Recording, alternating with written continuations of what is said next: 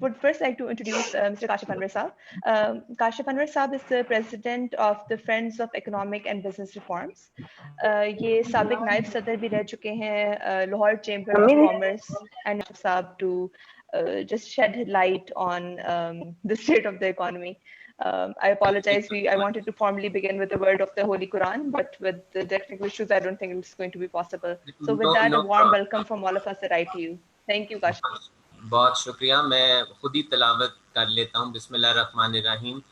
कुल हुवल्लाहु अहद, अल्लाहु सम्मद, लम यलिद वलम यूलद वलम यकुल लहु कुफुवन अहद। मैडम आहा, thank you very much and your institute के उन्होंने मुझे इनवाइट किया कि मैं स्टूडेंट्स के साथ बात कर सकूं। और मैं बिल्कुल जैसा कि आपने बताया कि मैं फॉर्मर वाइस प्रेसिडेंट हूँ Lahore chamber of commerce and industry का। I was vice president in 2014 and currently I'm the president of Friends of Economic and Business Reforms। और इसको बनाने का मकसद भी यही था कि हम ज़्यादा से ज़्यादा अवेयरनेस दे सकें अपने तमाम बिज़नेस कम्युनिटी के जो लोग हैं, हमारे जो बिज़नेस पीपल हैं उनको, और जो स्टूडेंट्स हैं उनको भी, ताकि उनको आने वाले वक्त में कोई प्रॉब्लम ना हो। इससे पहले कि मैं इकॉनमी की बात करूं, हम सबको पता है कि हम इस वक्त ज़बोहाली का शिकार हैं। इकॉनमी बहुत मुश्किल हालात से गुजर रही है। लेकिन सबसे पहले मैं ये हमें पता भी है, और मैं I just want to start from good points of Pakistan कि पाकिस्तान में अल्लाह ताला ने सब कुछ दिया है हमको। हमारे पास 4 मौसम हैं, हमारे पास पहाड़ हैं, हमारे पास दुनिया का बेहतरीन नहरी निज़ाम है यहाँ पर, हमारे पास तरबेला डैम है जो one of the biggest dams हैं, हमारे पास तमाम सब्जियां हैं, हमारे पास सहरा भी है, समंदर भी है, हमारे पास अल्लाह ताला ने हमें सब कुछ दिया है। लेकिन उसमें से बेनिफिट लेना वो हमारी रिस्पॉन्सिबिलिटी है, वो हमारा काम है। we used to be one of the largest growers of cotton, जो कि अब हम शॉर्टफॉल है कॉटन का यहाँ पर, और हमें कॉटन अब इम्पोर्ट करनी पड़ती है। अब बात यह है कि हमारी जो इकॉनमी इस वक्त है, जैसा कि मैंने बताया कि ज़बोहाली का शिकार है, यहाँ पर इन्वेस्टमेंट नहीं हो रही है, यहाँ पर हमारे जितने भी डेफिसिट्स हैं वो बढ़ते जा रहे हैं। हम अपने करंट अकाउंट डेफिसिट को देख लें, हम अपने बजट डेफिसिट को देख लें, हम अपने ट्रेड डेफिसिट को देख लें, हमारे ये तमाम डेफिसिट्स जो हैं ये बढ़ रहे हैं इस वक्त। लोग इन्वेस्टमेंट करने को यहाँ पर तैयार नहीं हैं। हमारे यहाँ पर टैक्स के बहुत से इश्यूज हैं, जिसकी वजह से हम नॉर्मली ये कहते हैं कि पाकिस्तानी जो हैं वो they are non tax payers, वो टैक्स नहीं पे करते हैं, जिसकी वजह से शायद हमारी इकॉनमी में इशू आते हैं। हमारे जो जितने भी सोर्सेज हैं हमारे इनकम के, जो अल्टीमेटली एक गवर्नमेंट के पास 3 से 4 इश्यूज होते हैं इनकम के। अल्टीमेटली हर गवर्नमेंट ने अपने पूरे साल के अंदर अपने रेवेन्यू को कलेक्ट करना होता है ताकि वो एक्सपेंडिचर्स कर सके, और एक्सपेंडिचर्स भी उसने आवाम के ऊपर ही करने होते हैं। आप सेहत देनी, तालीम देनी, और उसके अपनी सिक्योरिटी देनी, आपके खाने पीने के बंदोबस्त का करना, बाकी आपके अल्टीमेटली फ़ौज का एक बजट है जिससे आपकी हिफाजत होती है। और हम नॉर्मली यही कहते हैं कि अगर बॉर्डर्स पे फ़ौज ना हो तो हम अपने घरों में पुरसकून नींद ना ले सकें।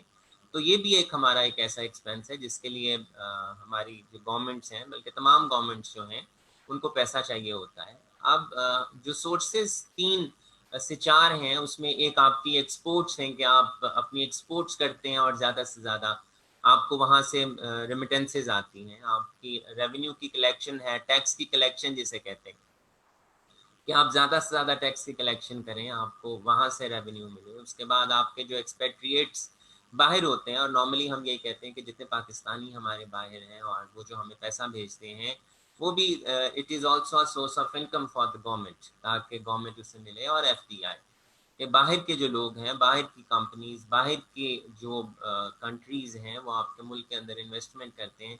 जैसा कि आजकल मिसाल है CPEC की, कि चाइनीज़ गवर्नमेंट आपके मुल्क के अंदर इन्वेस्टमेंट कर रही है।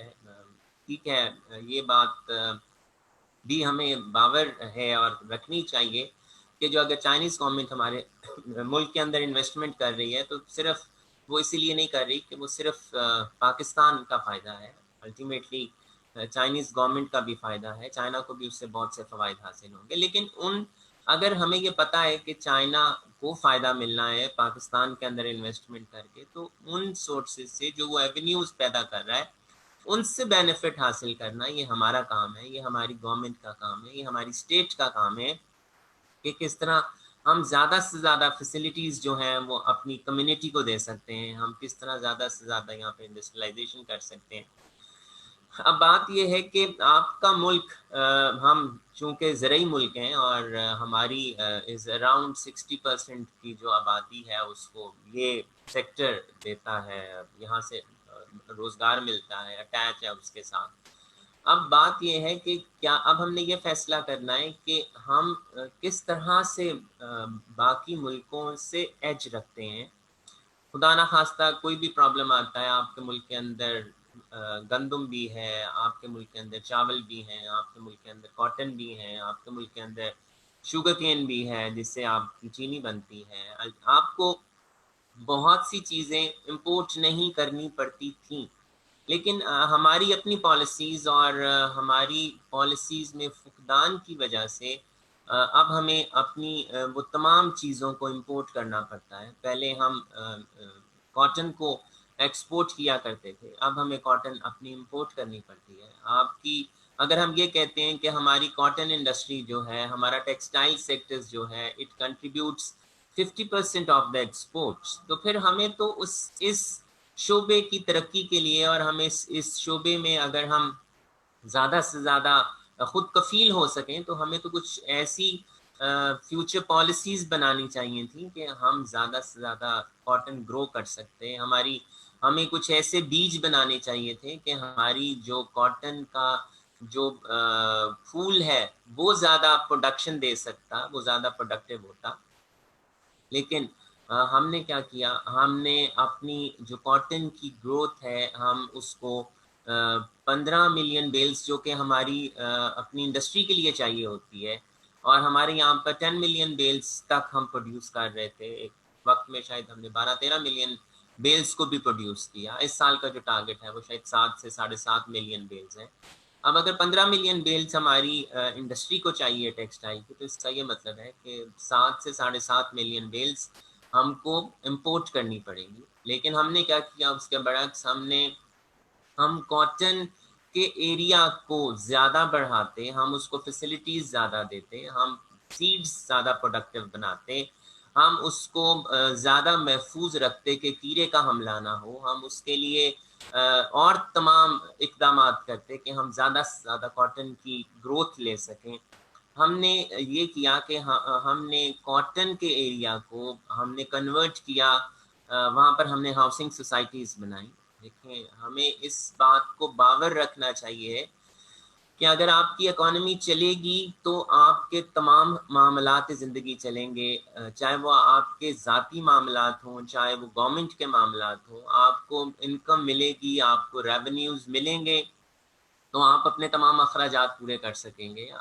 हमें अब गवर्नमेंट अल्टीमेटली जब हम अपनी एक्सपोर्ट्स को नहीं बढ़ाएंगे और हमें फॉरेन रेमिटेंस नहीं आएगी, एक्सपोर्ट्स के अगेंस्ट जो हमें रेमिटेंसेज आएंगे।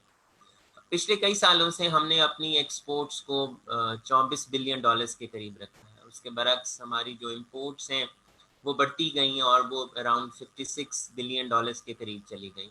हमने ये बात का फैसला तो किया कि हमने अपनी एक्सपोर्ट्स को बढ़ाना है, और स्ट्रेटेजिक हमारी ट्रेड पॉलिसी फ्रेमवर्क जो 2015-2018 था, उसमें हमने 2018 में अपनी एक्सपोर्ट्स को 35 बिलियन डॉलर के करीब लेकर जाना था। लेकिन अनफॉर्चुनेटली हम 24 बिलियन डॉलर से अपनी एक्सपोर्ट्स को नहीं बढ़ा सके। ये बात भी हमें पता है, जैसा कि मैंने आपको कहा कि हम एक ज़रई मुल्क हैं और यहाँ पर हमारी इंडस्ट्री नहीं है। हम अपने इन्वेस्टर्स को भी, चाहे वो लोकल हों चाहे वो फॉरेन इन्वेस्टर्स हों, हम उनको कन्विंस नहीं कर सके कि वो हमारे मुल्क के अंदर आकर इन्वेस्टमेंट करें। उसके भी बहुत से इश्यूज़ थे। हम सब जानते हैं कि आज से 5-7 साल पहले जो हमारे यहाँ पर हालात थे लॉ एंड ऑर्डर के, वो बहुत अच्छे नहीं थे। हमारे इलेक्ट्रिसिटी के इश्यूज़ थे, आपको यूटिलिटीज़ नहीं मिल रही थी, आपके लोड शेडिंग बहुत ज़्यादा थी, आपके यहाँ पर जो बाकी मसाइल थे उनकी वजह से भी, जो टेररिज्म के मसाइल थे उसकी वजह से भी आपके जितने लोकल इन्वेस्टर्स थे वो उस तरह से नहीं कर सके। अब ये तमाम इश्यूज की वजह से हम अपनी एक्सपोर्ट्स को नहीं बढ़ा सके। अब बात ये है कि हमें इंडस्ट्री कैसे चलानी है। मुझे अभी किसी का मैसेज आया है कि आप एनालिसिस दे रहे हैं, आप इंफॉर्मेशन दे रहे हैं, एनालिसिस दें। अल्टीमेटली जब तक मैं इंफॉर्मेशन नहीं दूंगा तब तक मैं उसको एनालाइज नहीं कर सकूंगा, और मुझे इंफॉर्मेशन भी वो ही देनी है जो इस वक्त करंट इंफॉर्मेशन है। अल्टीमेटली मैं अगर आप सबको ये बताऊं, या तो आप मुझे इसके ऊपर पर्टिकुलर क्वेश्चन बता दें कि मुझे पर्टिकुलर क्वेश्चन क्या करना है जिसको मैं आपको एनालाइज कर सकूं उस पर्टिकुलर क्वेश्चन को, जिन्होंने भी चैट पे मैसेज दिया। तो वो अदरवाइज तो मैं वही इंफॉर्मेशन दूंगा जो जो मेरे पास है, और मैं उसको एनालाइज भी इसी तरीके से करूंगा। अब एक्सपोर्ट्स नहीं बढ़ी, अब एक्सपोर्ट्स कैसे बढ़ानी है? अब एक्सपोर्ट्स तो आपकी तभी बढ़ेंगी जब आपके यहाँ पर इंडस्ट्री लगेगी। आपकी इंडस्ट्री कब लगेगी? जब आपके यहाँ पर अल्टीमेटली आप ऐसे मौके यहाँ पर पैदा करेंगे कि जिसकी वजह से आपका इन्वेस्टर यहाँ पर आकर इन्वेस्ट करे। अब क्या हमारे जो हालात हैं वो, और जो हमारे जो इन्वेस्टर हैं, क्या वो इतने कॉन्फिडेंट हैं?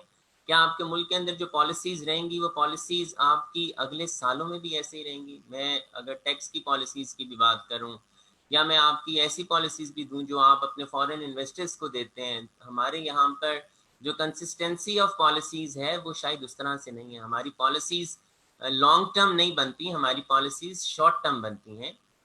और हम तो बजट भी हम तो साल में 1 से 2 दफा दे देते हैं। और जो हमारी जो पेट्रोल की प्राइसेस हैं, जिसको मैं मिनी बजट ही कहता हूं, जो कि हर 1 महीने के बाद हम उसको चेंज करते हैं आपकी प्राइसेस को। कभी हम अपने सेल्स टैक्स की प्राइसेस और कभी हम उसके ऊपर ड्यूटीज को बढ़ा देते हैं। तो this is a form of budget. अब आपकी इन्वेस्टमेंट वहां पर होती है जहां पर आपको ये पता हो कि आपकी पॉलिसीज चेंज नहीं होंगी, आपको ये पता हो कि जो आपका बजट आया है, आपकी इन्वेस्टमेंट पॉलिसीज, आपकी टैक्सेशन की पॉलिसीज, आपकी जो रेवेन्यू की पॉलिसीज हैं, वो कैसे आपकी रहेंगी। क्या अगर आज हमें तो ये भी नहीं पता था कि आपके आज से 4 महीने पहले जो इंटरेस्ट रेट था वो 13.25% था, कल आपका जो रेट है वो 7% हो गया। अब जिन्होंने अपनी इन्वेस्टमेंट 13.25% पे की है, अब वो कैसे फोर्सी करेंगे कि कल को हमारी इससे बढ़ तो नहीं जानी? और अगर आज हमारी जब 13.25% से पहले भी हमारा 6.5% पे हमारा इंटरेस्ट रेट था, जब 6.5 से 13.25 हो जाएगा तो हम कैसे फोर्सी कर सकेंगे? हम कैसे अपने टारगेट्स बना सकेंगे? हम अपने प्लान्स कैसे बना सकेंगे कि हमें ये कॉस्ट क्या करेगा प्रोडक्ट? और जो हमारे मुल्क में इन्वेस्टमेंट है, हमारे मुल्क में जो इंडस्ट्री है, आपके मुल्क के जो रॉ मटेरियल, आपके मुल्क के जो फिनिश गुड्स बनते हैं, अल्टीमेटली जहाँ पर जो इंडस्ट्रियलिस्ट हैं वो इस बात से भी परेशान हैं कि हमें हमारी जो पॉलिसीज हैं, हमें यही नहीं पता कि हमने स्मगलिंग के खिलाफ क्या करना है, हमने अंडर इन्वॉइसिंग के खिलाफ क्या करना है। आप जो एक प्रोडक्ट यहाँ पर बना रहे हैं, आपको उसकी कॉस्ट का नहीं पता कि आपकी वो कॉस्ट आपको क्या आपको पड़ेगी जब आप वो फिनिश गुड बनाएंगे। अब आप अगर स्मगलिंग को नहीं रोकते हैं, अगर आप अंडर इन्वॉइसिंग को नहीं रोकते हैं, तो आप तो फिजिबल ही नहीं रहेंगे, कंपीट ही नहीं कर सकेंगे उस प्रोडक्ट के साथ। तो ये बहुत ज़रूरी है। अगर आपने यहाँ पर इन्वेस्टमेंट करनी है, और अगर गवर्नमेंट ने इन्वेस्टमेंट करवानी है, और आप इस माहौल को यहाँ बेहतर बनाना चाहते हैं, तो सबसे पहले जो आपका यहाँ पर इन्वेस्टर है वो इतना कॉन्फिडेंट होना चाहिए कि जो आपकी पॉलिसीज ना सिर्फ 1 साल के लिए, अगले 5 सालों के लिए पॉलिसीज जो हैं वो आपकी कांस्टेंट होनी चाहिए। अगर आप अपनी अपनी पॉलिसीज को कांस्टेंट नहीं रखेंगे, अगर आप अपनी पॉलिसीज को चेंज करते जाएंगे, तो अल्टीमेटली यहाँ पर इन्वेस्टमेंट नहीं होगी। हम चाहते हैं कि हमारी एक्सपोर्ट्स बढ़े, हम चाहते हैं कि हम यहाँ पर अपने जो मुल्क के प्रोडक्ट्स हैं, लेकिन क्या हम अपने जो प्रोडक्ट्स हैं उनको वैल्यू एडेड बनाते हैं? क्या हमने अपनी जो टेक्नोलॉजी है, क्या हमने उसको एडवांस किया है? क्या हमने अपनी जिस तरह बाहर के मुल्कों में आपकी मशीनरी चेंज होती जा रही है, एडवांसमेंट होती जा रही है, क्या हम उस तरह से करते जा रहे हैं? क्या हमारी जो लेबर है हम उसको इतना कैपेबल बना रहे हैं? क्या हमने अपनी लेबर की जो सर्विसेज हैं, क्या हमने उसको बेहतर किया है? देखें, अगर हम अपने इन तमाम चीज़ों को, जिन्होंने आपके प्रोडक्ट बनाने में आप क्या काउंट करना है, अगर हम उनको बेहतर नहीं करेंगे, तो अल्टीमेटली हम जो एक फिनिश गुड बनाएंगे वो बेहतर नहीं होगा, ना ही वो इतना कॉस्ट इफेक्टिव होगा। अब हम ये कहते हैं कि हम एक्सपोर्ट्स करना चाहते हैं, तो हमारी अगर आज आपका जो रुपये अगेंस्ट डॉलर है दैट इज 168, और इस वक्त आपको ये भी नहीं पता कि क्या इसने बढ़ना है या क्या इसने घटना है। आपके रिमिटेंसेस बाहर से आ जाती हैं, एड आ जाती है, तो आपका 1 से 2 रुपए का फर्क पड़ जाता है। आपको एड नहीं आती तो आपका अगेन अल्टीमेटली ये आपका डिवैल्यू करता जाता है। तो अगर आपकी अनकंसिस्टेंसी होगी, आपके इंटरेस्ट का ही नहीं पता होगा आपको, जो एक इन्वेस्टर है कि मैं खड़ा कहाँ पर हूँ, तो वो कैसे आपके मुल्क में इन्वेस्ट करेगा। अब हम बनाना चाहते हैं, एक कोई भी लगाता है, आपकी इंडस्ट्री यहाँ पर लगती है, आपके फिनिश गुड्स बनते हैं, आपको ये नहीं पता कि बिजली की कीमत क्या हो जाएगी, आपको ये नहीं पता कि आपके रेट्स एंड टैक्सेस और ड्यूटीज क्या हो जाएंगी, आपको यही नहीं पता कि आपका इंटरेस्ट रेट क्या है। अब जैसा कि हमें ये पता है कि हम एक ज़रूरी मुल्क हैं और यहाँ पर आपके बहुत सी इंडस्ट्री के लिए रॉ मटेरियल्स नहीं बनते, तो हमें रॉ मटेरियल्स को इंपोर्ट करना पड़ता है। हमने पिछले अपने करंट अकाउंट डेफिसिट को और बाकी डेफिसिट्स को मैनेज करने के लिए हमने अपनी इंपोर्ट्स के ऊपर ड्यूटीज़ लगा दी, रेगुलेटरी ड्यूटीज़ लगा दी, कस्टम ड्यूटीज़ बढ़ा दी, रिस्पेक्टिव ऑफ द फैक्ट के उसकी वजह से हमारे रेवेन्यू में भी शॉर्टफॉल आएगा और उसकी उसकी वजह से आपकी इंडस्ट्री को भी रॉ मटेरियल्स नहीं मिलेंगे। अल्टीमेटली जो आपके यहाँ पर फिनिश गुड्स बन रहे थे, उस आपके रॉ मटेरियल्स भी महंगे हो गए, आपके वहाँ पर टैक्स की वजह से आपका एडवांस टैक्स भी गवर्नमेंट के पास ज़्यादा चला गया, क्योंकि जब आप चीज़ इंपोर्ट करते हैं तो आपको एडवांस में सेल्स टैक्स भी देना पड़ता है और आपको एडवांस में इनकम टैक्स भी देना पड़ता है। अब अगर एक इंडस्ट्रियलिस्ट या कोई भी एक आपका इंपोर्टर अगर बैंक से पैसा लेकर वो दे देगा, गवर्नमेंट ऑफ पाकिस्तान को दे देगा, तो उसको बहुत से क्राइसिस का सामना करना पड़ेगा, उसके फिर वही कैश इन हैंड के उसके मसला आएगा। अब मैं बात वो कर रहा था कि अगर आप एक्सपोर्ट करना चाहते हैं और आप वैल्यू एडेड प्रोडक्ट्स नहीं बनाएंगे, आप compete नहीं कर सकेंगे इंटरनेशनली, आपकी टेक्नोलॉजी एडवांस नहीं होगी। जब आज से 2 से 3 साल पहले, 4 साल पहले कर लें, जब आप अगेंस्ट आप डॉलर, आपका जो रुपी था वो 100 रुपए के अगेंस्ट था, आज 168 के है। अब बात यह है कि हम compete कैसे करेंगे इंटरनेशनली। क्या हम तो तब जब आपका 100 रुपए के करीब अगेंस्ट डॉलर रुपी था, तो हम तो तब compete नहीं कर पाते थे, हम तो तब शोर मचाते थे, तब सब सब्सिडीज मांगते थे गवर्नमेंट से। तो हम आज कैसे compete कर सकेंगे। हमने ना अपनी क्वालिटी को इम्प्रूव किया है, ना हमने कॉस्ट ऑफ इनपुट जो थी, ना हमने उसको इम्प्रूव किया है, ना हमने कहीं पर अपनी कॉस्ट को कट डाउन किया है। हम जब तक अपनी इंडस्ट्री को नहीं लगाएंगे, जब तक हम इंडस्ट्री के लिए ऐसे एवेन्यूज पैदा नहीं करेंगे कि आपके यहाँ पर इंडस्ट्री लगे, तब तक आपको लेबर नहीं मिलेगी। अब एक बहुत बड़ा इशू है जो मैं ज़ाती तौर पे ये कहता हूँ कि आपके अगर यहाँ पर इंडस्ट्री लगती है और आपके यहाँ पर इन्वेस्टमेंट आती है, तो बाकी तो सब कुछ होता ही होता है, आपको यहाँ पर लॉ एंड ऑर्डर के आपके मसाइल कम होते हैं। जब आपके पास नौकरी नहीं होगी तो अल्टीमेटली आप सोचेंगे कि मैंने अपने घर के मामलात को कैसे चलाना है, तो आप कुछ ना कुछ करेंगे। लेकिन जब आप किसी अच्छी नौकरी पे हों या आप हल्की नौकरी पे हों, तो आप अल्टीमेटली आपका जो दिमाग है वो किसी और तरफ नहीं जाता, लॉ एंड ऑर्डर के मसाइल पैदा नहीं होते। तो जो इंडस्ट्री लगाने का सबसे बड़ा फ़ायदा है वो ये भी है कि आपकी करंटली इकोनॉमी में जो लॉ एंड ऑर्डर के मसाइल पैदा होते हैं वो आप उसको किसी हद तक आप कम कर सकते हैं। अब हम बात ये कर रहे थे कि आप एफडीआई भी बहुत ज़रूरी है as a source of income for the government.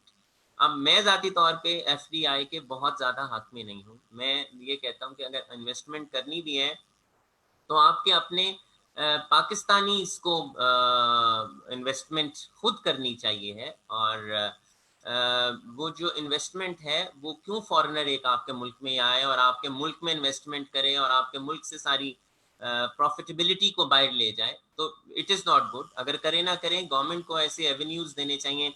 जैसा कि हम सबको पता है कि हमारी इकोनॉमी पिछले कई सालों से डॉक्यूमेंटेड नहीं हो सकी और हमारा टैक्स का कल्चर उतना अच्छा नहीं है। हमारी जितनी भी आपके पास जितने भी कैश फ्लोज हैं वो आइदर, मैं ये तो नहीं कहूँगा कि ब्लैक इकोनॉमी से ताल्लुक़ रखते हैं, मैं ये ज़रूर कहूँगा कि वो ग्रे इकोनॉमी से ताल्लुक़ रखते हैं। और गवर्नमेंट को कुछ ऐसी पॉलिसीज़ बनानी चाहिए कि वो ग्रे इकोनॉमी का जो पैसा है वो आपकी सनत के अंदर आए, वो आपकी इकोनॉमी के अंदर आए।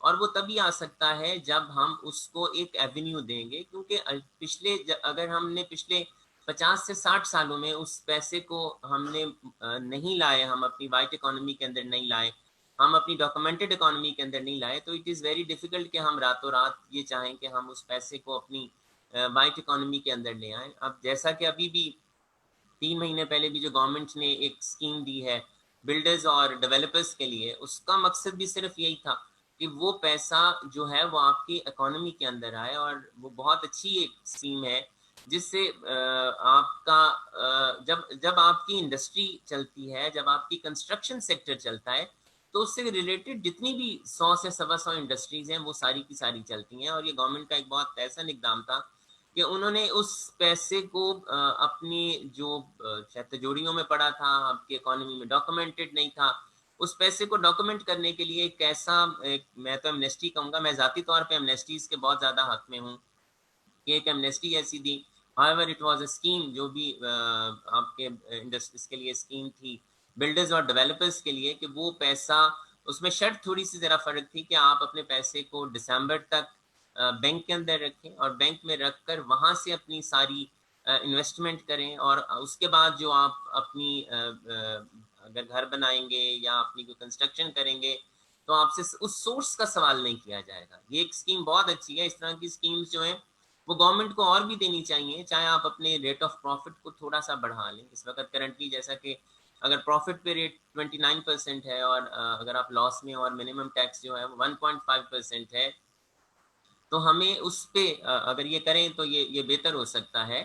अब हम मैंने जैसा कि स्मगलिंग की बात की, स्मगलिंग से जो सबसे बड़ा इफेक्ट आता है वो आपकी लोकल इंडस्ट्री को आता है। आप तो ना जितने भी आपकी प्रोडक्ट स्मगल हो रहे होते हैं, एक तो गवर्नमेंट को ये चाहिए है कि स्मगल्ड पॉन आइटम्स के ऊपर जो उनके ड्यूटीज का रेट्स है और जो उनके ऊपर टैक्सेस का रेट है उसको कम करना चाहिए, ताकि वो चीज़ें जो हैं वो लीगली इम्पोर्ट हों और उसके ऊपर जो टैक्सेस और ड्यूटीज़ हैं वो गवर्नमेंट को उसका शेयर मिल सके।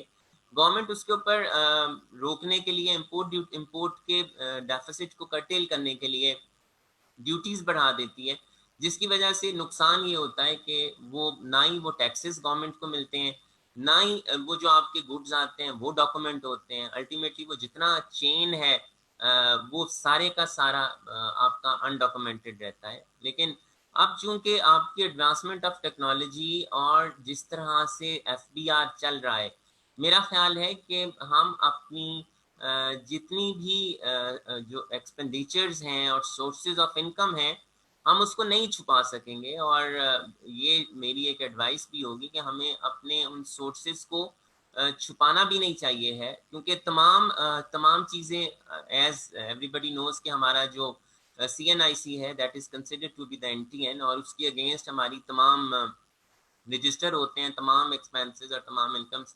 आपका कोई बैंक अकाउंट नहीं खुलता आपके CNIC के अगेंस्ट। आप अगर गाड़ी खरीदना चाह रहे हैं, अगर आपको इम्पोर्ट करना चाह रहे हैं, आप अब तो वो भी शर्त थी कि आप अगर आपने कोई 50,000 से ज़्यादा की एक परचेज करनी है तो आपको अपना CNIC देना पड़ेगा। लेकिन अब इस बजट में वो 50,000 से भी 1 लाख रुपए पे चला गया है। लेकिन अब चूंकि हर चीज़ CNIC के अगेंस्ट है, तो ये गवर्नमेंट की ड्यूटी है कि वो हमारे टैक्स बेस को बढ़ाने के लिए जितना उनके पास वो डाटा है उस डाटा को इस्तेमाल करें। हम वहाँ पर जितनी प्रॉपर्टीज आपकी बिकती हैं, जितनी प्रॉपर्टीज का लेन देन होता है, उसमें आपका जितना टैक्स कटता है, वो सारे का सारा डाटा गवर्नमेंट के पास है। लेकिन शायद विल नहीं है, जिसकी वजह से हमारा टैक्स बेस नहीं बढ़ रहा।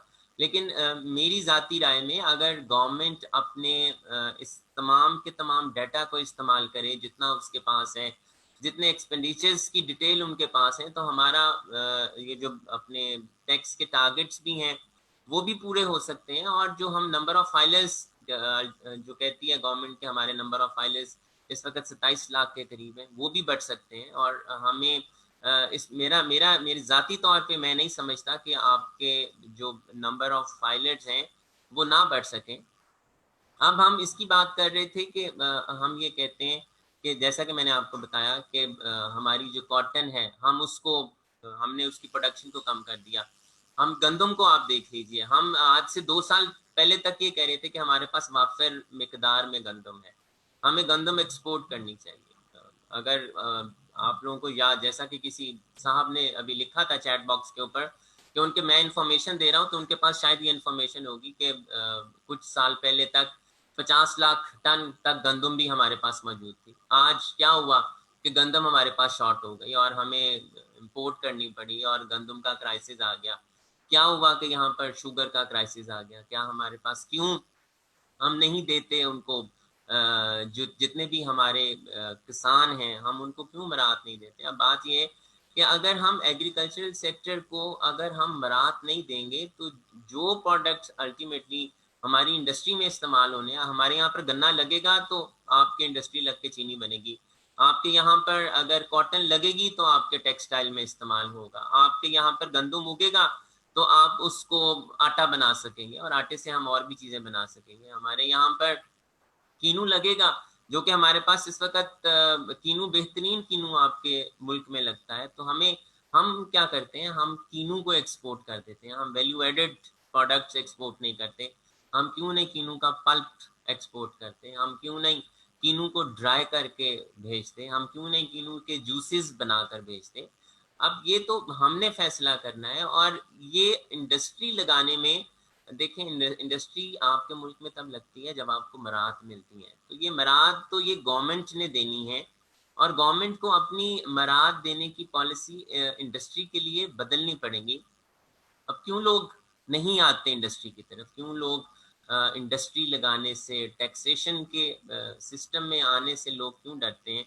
क्योंकि आपका जो टैक्सेशन का सिस्टम है दैट इज़ वेरी कॉम्प्लिकेटेड। आप जो लोग टैक्स नेट के अंदर आ जाते हैं, दे कंसिडर के हमने शायद गलती की है कि हम टैक्स नेट के अंदर क्यों आए।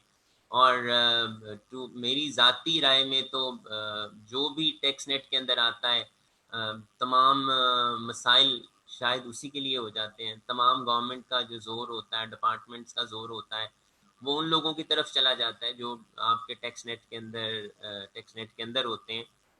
क्योंकि एज पर माय ओपिनियन आपकी तमाम आपकी तमाम स्टेटमेंट्स, आपकी तमाम ऑडिट्स, आपके बैंक अटैचमेंट्स, आपकी फाइलिंग्स, आपके फाइन्स, आपकी तमाम रिक्वायरमेंट्स जो हैं वो उन लोगों से गवर्नमेंट तवक्को करती है जो टैक्स नेट के अंदर है। ठीक है, ज़रूर कमियां होती हैं, उनकी रिटर्न फाइलिंग में कमियां होती हैं, उनके बाकी भी इश्यूज हो सकते हैं कहीं पर, क्योंकि टैक्स बचाना तो हर एक की जिम्मेदारी है। टैक्स चोरी करने के मैं हक में नहीं हूँ, टैक्स चोरी नहीं करना चाहिए, लेकिन जहां तक भी आप अपने टैक्स को बचा सकते हैं, आपको अपने टैक्स को बचाना चाहिए और हमें हर वो काम करना चाहिए कि आपका टैक्स बच सके। अब अगर इस दफ़ा बजट में ये भी आया है कि आप अगर अपनी इनकम टैक्स की रिटर्न को नहीं फाइल करेंगे तो आपको तकरीबन 2500 रुपया रोज का जुर्माना होगा। अगर आप जुर्माना 2500 रुपया रोज का करेंगे तो मेरी जाती राय में ये कोई बहुत गैर मुनासिब सी बात है, क्योंकि मैं ये कहता हूँ कि जो जो इनकम टैक्स में रजिस्टर है वो ही शायद लेट फाइलिंग करे, वो ही नॉन फाइलिंग करे, उसी के फाइलिंग करने में शायद कोई इशू आए, तो उसको इस तरह से पेनलाइज करना कुछ मुनासिब नहीं है। आपकी 165 की भी अपनी एक स्टेटमेंट डलती है अपनी एक्सपेंसेस के मुतालिक, अगर वो भी आप ना डालें तो उसका भी जुर्माना 2500 रुपया रोज का है। अगर हम इस तरह से अपने टैक्स पेयर्स को अगर हम फाइन करेंगे और इस तरह से हम उनको पेनलाइज करेंगे तो जो लोग आपके टैक्स नेट के अंदर नहीं है शायद वो हम उनको उस तरह से कन्विंस ना कर सकें कि वो टैक्स नेट के अंदर आए, क्योंकि जब वो देखते हैं कि जब ऑडिट्स किसके होते हैं जो आपके टैक्स नेट के अंदर है, आपके उसका ऑडिट तो नहीं होता जो टैक्स नेट के अंदर नहीं है। मेरी जाती राय में तो ऑडिट उसका होना चाहिए, मेरी जाती राय में ऑडिट तो उसका होना चाहिए जो आपके टैक्स नेट के अंदर नहीं है। मुझसे अभी कोई सवाल कर रहा है चैट बॉक्स के ऊपर कि स्मगलिंग करने में हमारी जिम्मेदारी क्या है। बहुत अच्छा सवाल है। मैं इस पे ये ज़रूर कहूँगा कि देखें, आपके रेड्स होती हैं जब जब जब भी चीज़ें गुड स्मगल हो रही होती हैं, तो आपके ईरान का बॉर्डर है, आपके अफगानिस्तान का बॉर्डर है, जब आपके वो बॉर्डर से आता है तो आपका फ्रंटियर क्रॉस होता है, आपके बाकी सूबे क्रॉस होते हैं, आपके शहर क्रॉस होते हैं, आपके ज़िले क्रॉस होते हैं, आपके लाहौर के बॉर्डर में आता है। और जब आप पंजाब के बॉर्डर से के बाद जब आप लाहौर में आते हैं और लाहौर के बाद जब आपके गुड शालमी पहुंचते हैं तो आपका रेड वहाँ पर क्यों होता है? आपके रेड इससे पहले होने चाहिए। मुझे ये नहीं पता कि बीच में कौन से सोर्सेज हैं और मैं कौन बॉर्डर्स पे है, कैसे वो आपके मुल्क के अंदर आ जाते हैं। हमसे ज़्यादा रिस्पॉन्सिबिलिटी लॉ इन्फोर्समेंट एजेंसीज की है, उनकी है, जो बॉर्डर्स पे हैं उनकी है, जो मुल्क के बॉर्डर पे हैं, जो सूबों के बॉर्डर पे हैं। देखें अल्टीमेटली जब आपको जब एक शख्स को एक जगह पे जब कुशन मिलता है और वहां पर इजी मनी है तो वो उस तरफ जाएगा। लेकिन अगर रेट इस तरह नहीं है आपकी स्टेट की, अगर आपके डिपार्टमेंट की रेट इस तरह से नहीं है कि आप उसको रोक सकें, तो ये तो फिर इसमें डिपार्टमेंट की कमी है। फिर वही बात कि अगर डिपार्टमेंट के पास ये इन्फॉर्मेशन है कि कितनी फॉरेन ट्रैवलिंग किसी ने की है, अगर डिपार्टमेंट के पास ये इन्फॉर्मेशन है कि किसने अपने यहाँ पर प्रॉपर्टीज का लेन देन किया है, किसने विद होल्डिंग टैक्स जमा कराया है, और डिपार्टमेंट उससे ये नहीं पूछ पाता कि आप अपनी रिटर्न को क्यों नहीं सबमिट कराते, तो इसमें उस शख्स की कमजोरी नहीं है, इसमें तो डिपार्टमेंट की कमजोरी है। तो यहाँ पर भी ये डिपार्टमेंट की कमजोरी है, उन स्टेट के एजेंसीज की कमजोरी है कि वो स्मगलिंग को क्यों नहीं रोक पाते। और जो स्मगलिंग होने का सबसे बड़ा अफेक्ट पड़ता है वो आपकी लोकल इंडस्ट्री के ऊपर पड़ता है। अल्टीमेटली जब आप लोकली एक प्रोडक्ट को प्रोड्यूस कर रहे होते हैं तो आप तमाम टैक्सेस भी दे रहे होते हैं, आप तमाम ड्यूटीज भी दे रहे होते हैं, आपके जितने चैनल्स हैं परचेज के, सेल्स के, सप्लाईज के, वो सारे डॉक्यूमेंटेड हैं, उन सब के ऊपर टैक्स भी कट रहा होता है, सारे बैंक्स के थ्रू होते हैं, डॉक्यूमेंटेड होते हैं। लेकिन जब आपके एक स्मगल्ड गुड्स आते हैं तो ना वो डॉक्यूमेंटेड होते हैं, ना उसकी वो कॉस्ट होती है, ना ही पूरी कॉस्ट के ऊपर, बल्कि आपने तो टैक्स दिया ही नहीं होता उसके ऊपर। अंडर इनवॉइसिंग की भी बात इससे थोड़ी सी मुख्तलिफ है कि अंडर इनवॉइसिंग पे भी आपने उस कॉस्ट के ऊपर, उस वैल्यू के ऊपर जो डिक्लेयर की होती है, टैक्स दिया होता है, जो आपने डॉक्यूमेंट्स के अंदर शो की होती है, और उन डॉक्यूमेंट्स के ऊपर आप उस वैल्यू के ऊपर आप नई टैक्स को पे करते हैं जो आपने अपने डॉक्यूमेंट्स में शो नहीं की होती। तो स्मगलिंग में तो आपके पास एक बहुत बड़ा क्वेश्चन होता है, और ये स्मगलिंग जो है वो तो मेरा ख्याल है कि अपनी लोकल इंडस्ट्री के साथ एक जंग है, एक लड़ाई है, और हमें हर तरह से स्मगल्ड आइटम्स के खिलाफ आवाज उठानी चाहिए। गवर्नमेंट को हर तरह से स्मगल्ड आइटम्स को रोकना चाहिए ताकि आपकी जो लोकल इंडस्ट्री है वो फ्लरिश हो सके, आपकी लोकल इंडस्ट्री चल सके। अल्टीमेटली अगर आपकी आपकी शू इंडस्ट्री आज से 10 से 15 साल पहले बहुत बूम पे आई, यहाँ पर बहुत से कारखाने लगे शू इंडस्ट्री से रिलेटेड, लेकिन चूंकि आपका जूता चाइना से स्मगल होता था, हमारी वो जो इंडस्ट्री थी वो तमाम शू इंडस्ट्री हमारी बंद हो गई। इसी तरह आपके बहुत से ऐसे प्रोडक्ट्स हैं, बहुत से ऐसे आइटम्स हैं जो आपके स्मगल होते हैं, हत्ता कि आपके ऑयल के कंटेनर्स बॉर्डर्स के ऊपर स्मगल होते हैं, आपकी और चीज़ें बहुत स्मगल होती हैं, टायर्स आपके स्मगल होते हैं, उससे हमारी लोकल टायर इंडस्ट्री को भी फर्क पड़ा है। तो अल्टीमेटली जब आपकी चीज़ें स्मगल होंगी, आपके लोकली प्रोड्यूस नहीं होंगे, तो वो आपकी इकोनॉमी पे उसका फर्क पड़ेगा, और आप उस तरह से अपने सोर्सेज ऑफ जो आपके इनकम है उनको आप जनरेट नहीं कर सकेंगे।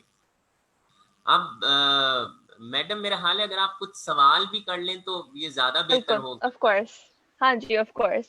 इनफैक्ट यहाँ एक सवाल जो मेरे जहन में आता है, एक तरफ तो आप कह रहे हैं ईज ऑफ डूइंग बिजनेस हो, राइट, कि जो एग्जिस्टिंग हमारी बिजनेस कम्युनिटी है उन्हें हम सपोर्ट करें, उनके लिए एमनेस्टी स्कीम्स हो, उनके लिए गवर्नमेंट इंसेंटिव्स है, मरात जो आपने जैसे कहा।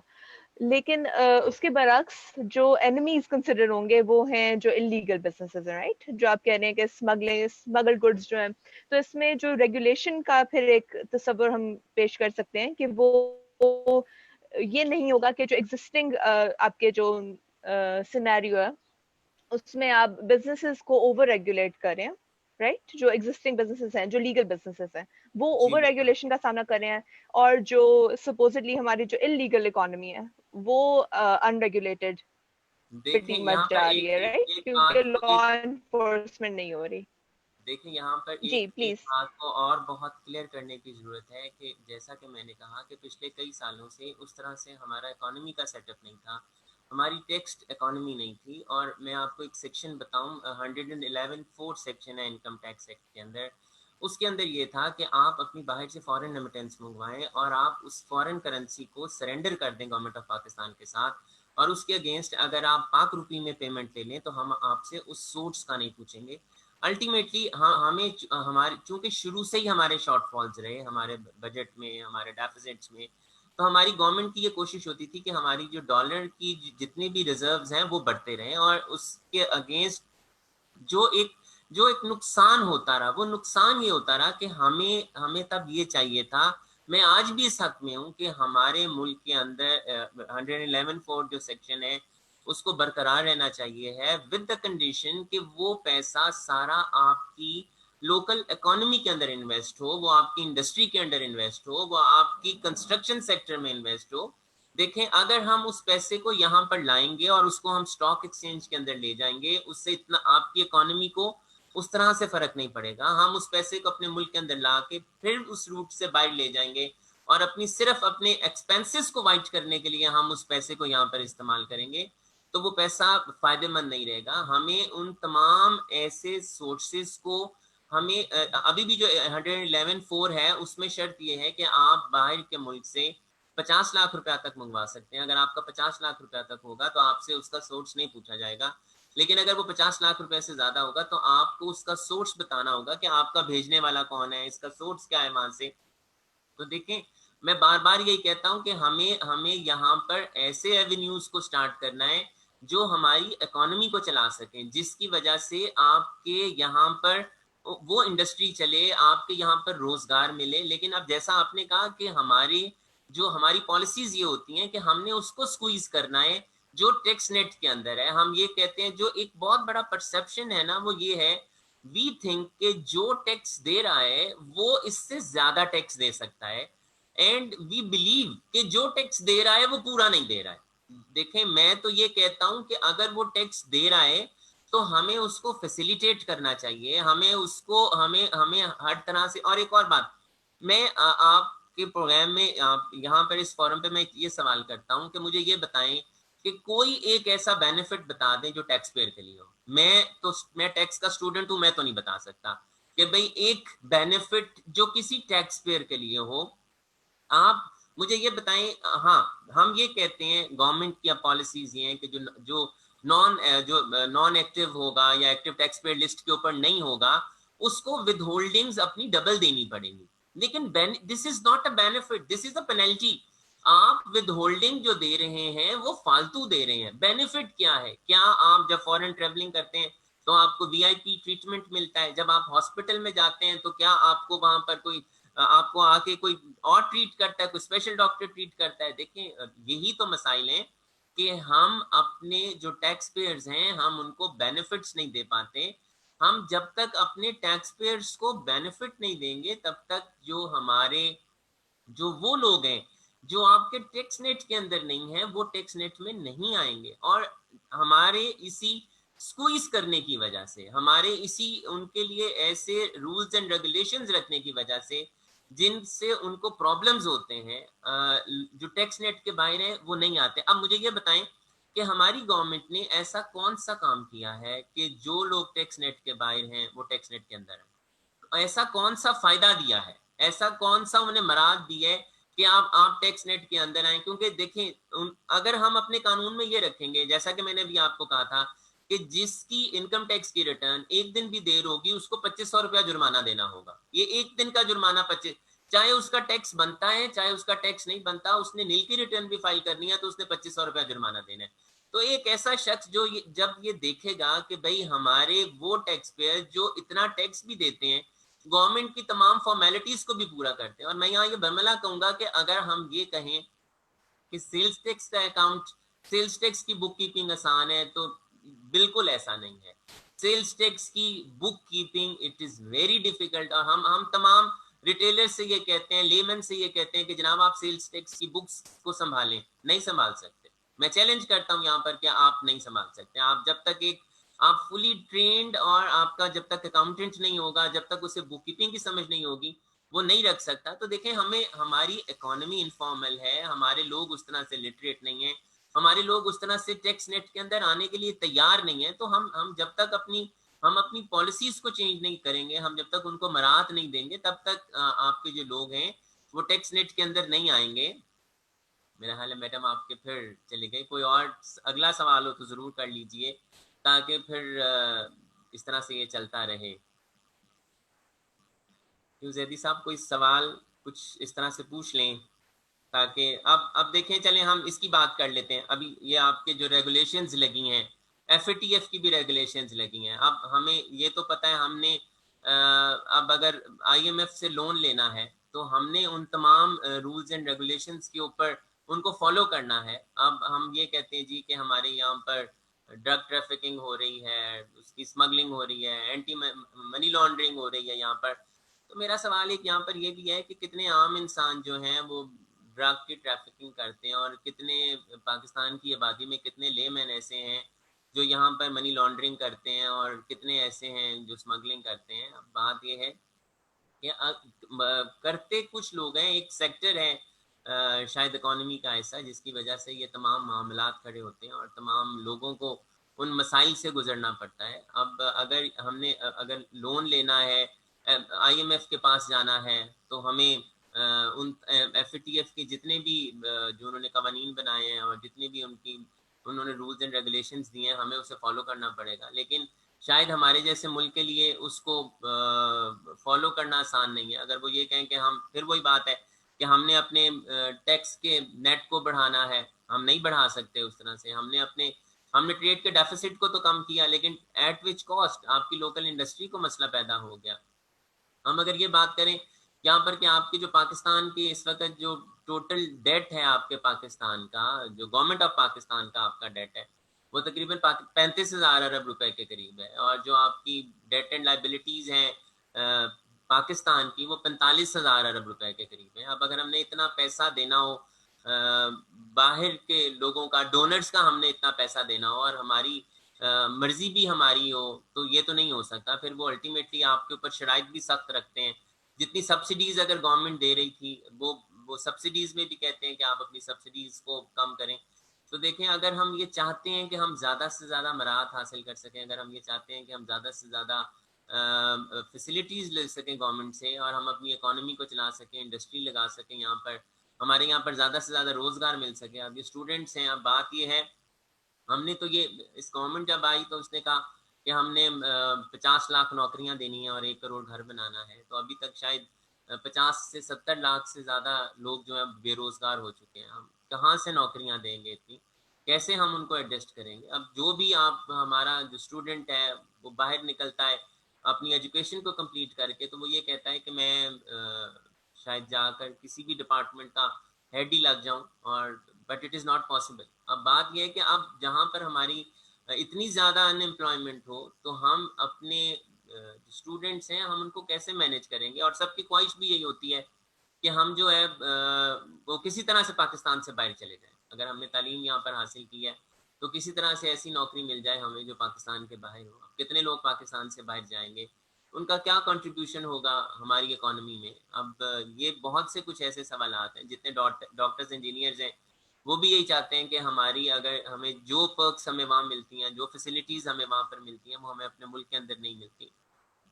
तो यहाँ पर कुछ सोचने वाली ऐसी बातें भी हैं कि अगर हम सिर्फ अपने ज़ाती इंटरेस्ट के मुतल्लिक ही सोचेंगे और ज़ाती मफादात के मुतल्लिक ही सोचेंगे, तो फिर शायद हम उस तरह से कलेक्टिवली अपने मुल्क के मुतल्लिक तो ना सोच सकें। लेकिन यस, ये ज़रूर है कि हमारे जो अपने पर्सनल गेन्स हैं वो ज़रूर पूरे हो जाते हैं। हमारे पर्सनल जो भी ख्वाहिशात हैं वो आपकी ज़रूर पूरी हो जाती हैं, लेकिन शायद इकॉनमी को उस तरह से नहीं बेनिफिट मिलता। लेकिन फिर वही बात है कि जितने आपके एक्सपेट्रिएट्स बाहर हैं, वो आपको पैसा बाहर से भेजते हैं। अब कोविड के बाद जो हालात हैं, बहुत से पाकिस्तानी आपके बाहर से आ गए हैं, उनकी नौकरियां ख़त्म हो गई हैं।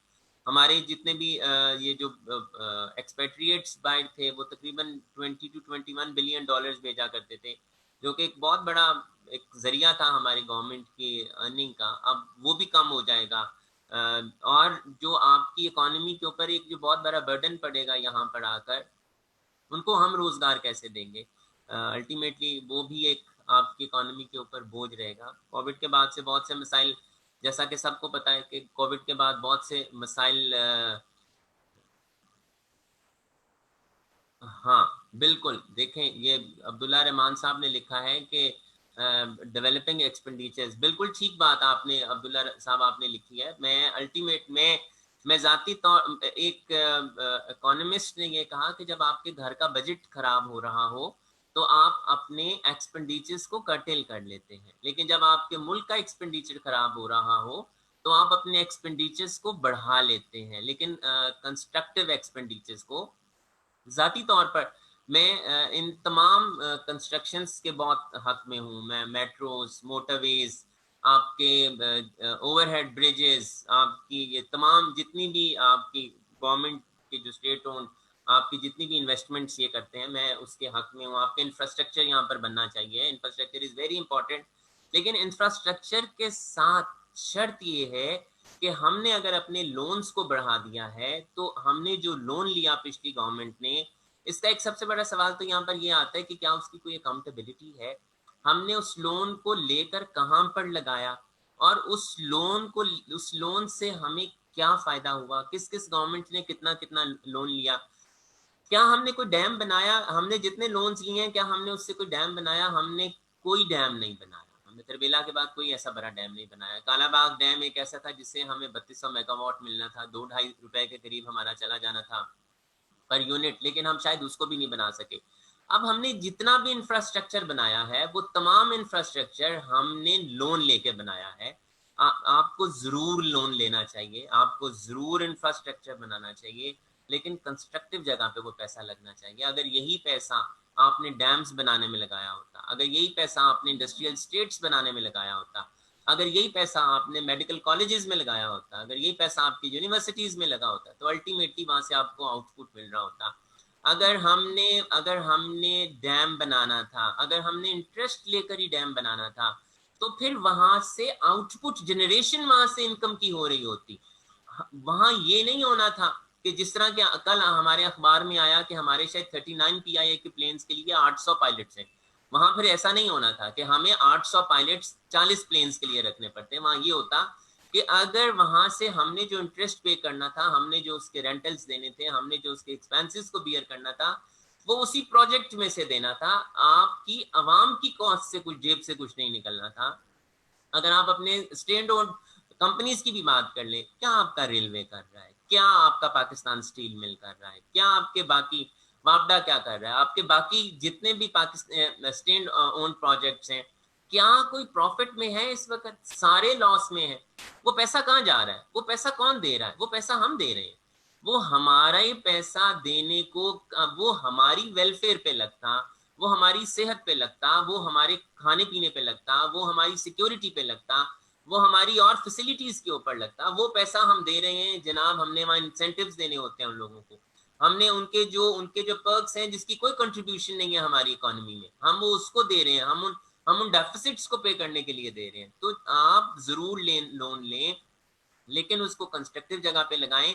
अब जब हम ऐसे प्रोजेक्ट्स को स्टार्ट करते हैं, जैसा कि सवाल में ये कहा गया कि हमें ऐसे एक्सपेंडिचर्स को स्टार्ट करना चाहिए, उसका जो सबसे बड़ा फायदा है, वो सबसे बड़ा फायदा ये है कि फिर कंस्ट्रक्शन, जब आपका एक कंस्ट्रक्शन सेक्टर चलता है, तो आपके सरिये का कारखाना चलता है, आपके सीमेंट का कारखाना चलता है, आप उससे रिलेटेड जितनी भी चीजें हैं, ये तो मैं आपके सिर्फ बात कर रहा हूँ बड़े प्रोजेक्ट्स की। अब अगर आप हाउसिंग सोसाइटीज बनाते हैं, तो आप एक कमरे में देखें कि आपके कमरे में क्या कुछ है। आपका पेंट है, सीमेंट है, कपड़ा है, आपकी फ्लोरिंग है, आपके पंखे हैं, आपकी लाइट्स हैं। अगर यही हम अपनी लोकल इंडस्ट्री को इनकरेज करें, हम अगर अपनी इंपोर्ट्स को कर्टेल करना चाहते हैं, इट इज वेरी इंपॉर्टेंट, लेकिन उन इंपोर्ट्स को कर्टेल करें जो हम अपनी फिनिश गुड्स के लिए हम बाहर से मंगवा रहे हैं। लेकिन ऐसे तमाम प्रोडक्ट्स जिनको हम अपनी चला सकते हैं और जो आपके यहाँ पर इस्तेमाल हो सकते हैं, उन तमाम इंडस्ट्रीज को हमें फैसिलिटेट करना चाहिए। और आपकी लेबर वहां पर लगती है, अल्टीमेटली जहाँ पर प्रोजेक्ट्स बनेंगे वहां आपके इंजीनियर्स भी अल्टीमेटली हायर किए जाएंगे, आपके मजदूर भी वहां पर हायर किए जाएंगे, आपके ये तमाम फिर आपका सेक्टर चल पड़ता है। और जितनी इस वक्त हमारी बहुत सी ऐसी इंडस्ट्रीज हैं, मैं उनके नाम नहीं लेना चाहूंगा, जिन्होंने अपने 5-5, 10-10 हजार मजदूरों को ले ऑफ किया है। अब ये इतनी नुकसानदेह बात है आपकी इकोनॉमी के लिए, और इतनी नुकसानदेह बात है ये हमारे इस पूरे सेटअप के लिए। अब अल्टीमेटली जब आपके ऐसे प्रोजेक्ट स्टार्ट होते हैं, तो वो इंडस्ट्री लगती है, इन्वेस्टमेंट होती है, मशीनरी आएगी, आपके उन मजदूरों को इंस्पाइट कि आपको ले ऑफ करो, आप उनको हायर करते हो। तो हमें कुछ ऐसा करना चाहिए कि ऐसे गवर्नमेंट को प्रोजेक्ट स्टार्ट करने चाहिए कि ज्यादा से ज्यादा जो हमारे मजदूर हैं वो इस्तेमाल हो सकें, ज़्यादा से ज़्यादा पैसा आपकी इकोनॉमी के अंदर आए। जी मैडम, अब आप कुछ सवाल करना चाहें प्लीज। Thank you. सबसे पहले तो अच्छा आपने डैम्स का जिक्र किया। It's an issue very close to my heart. I am experiencing so much load shedding today. So but other than that, energy point of view से जो हम ease of business doing business की भी जब बात करते हैं, electricity is one of two the key components जिससे हम कहते हैं इंजन ऑफ द इकोनॉमी है। तो जब हम एनर्जी रिलायबल सप्लाई नहीं दे सक रहे, जब इलेक्ट्रिसिटी का हमारा जो पूरे उसके अपने मिसाइल हैं पूरे सर्कुलर डेट के एंड व्हाट नॉट, सो हम were just caught up in that cycle, तो हम इकोनॉमी को कैसे आगे बढ़ाएंगे?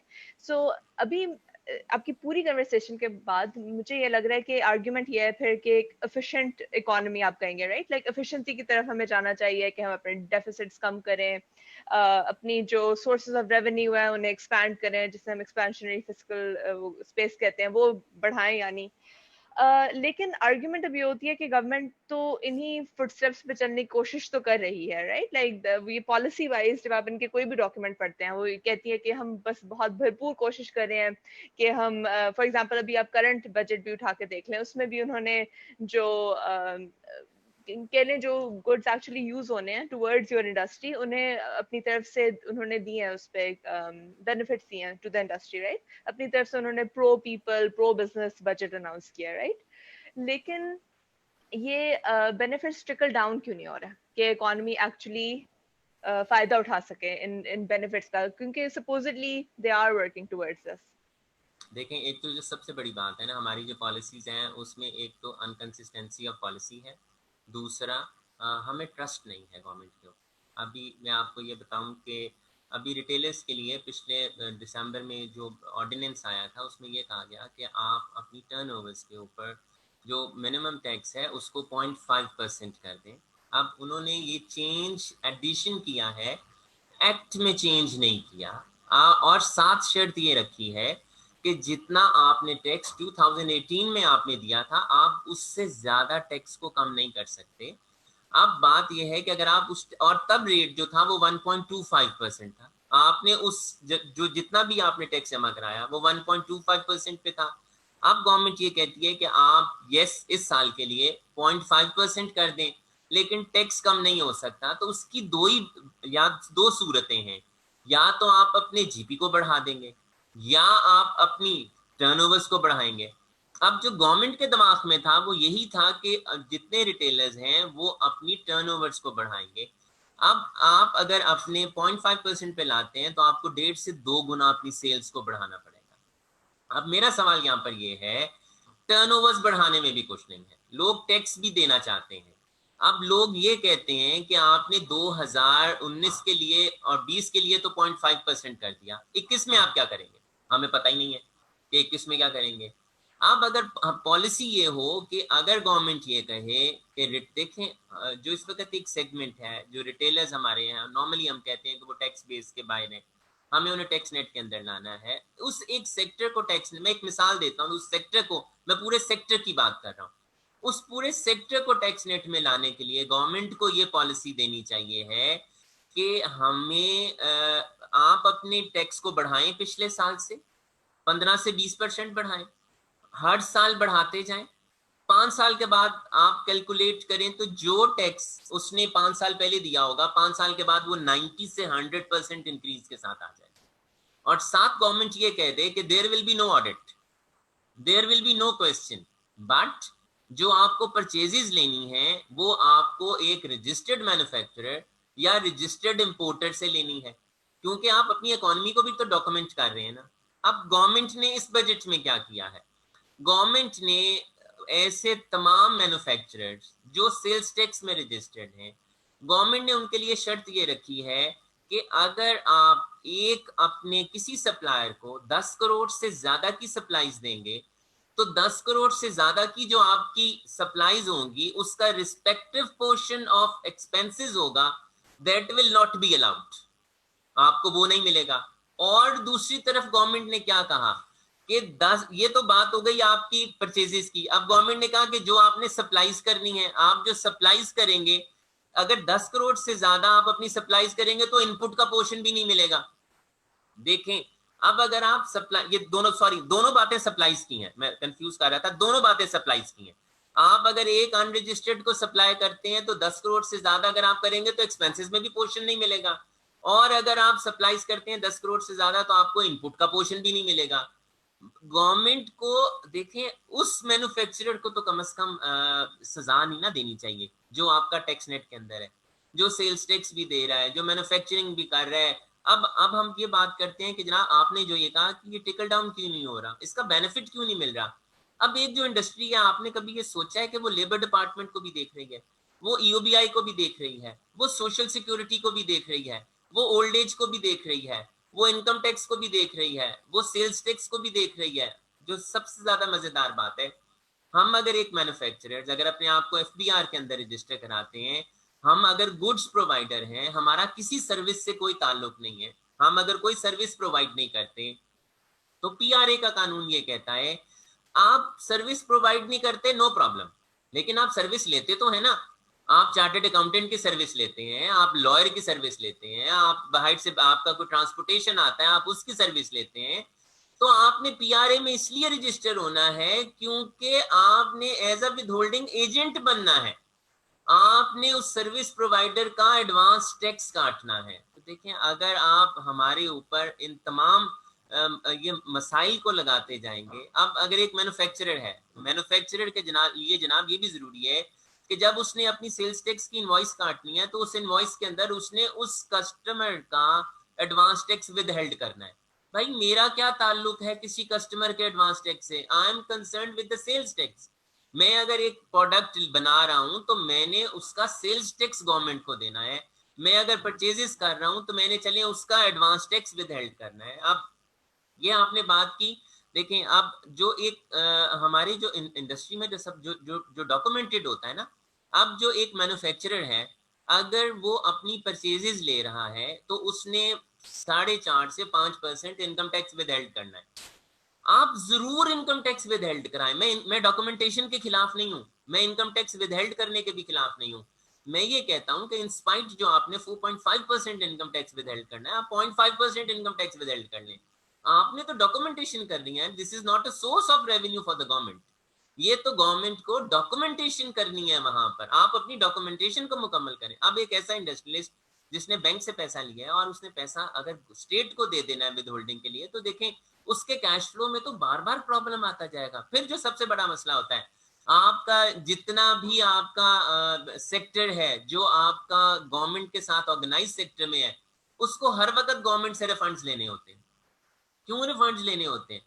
भाई गवर्नमेंट ऐसी पॉलिसी बनाए ना कि आप डॉक्यूमेंटेशन को जरूर करें, लेकिन आप उसके कैश फ्लो को तो डिस्टर्ब ना करें। अगर आप उसके कैश फ्लो को डिस्टर्ब करेंगे तो अल्टीमेटली फिर करप्शन कहां से होती है?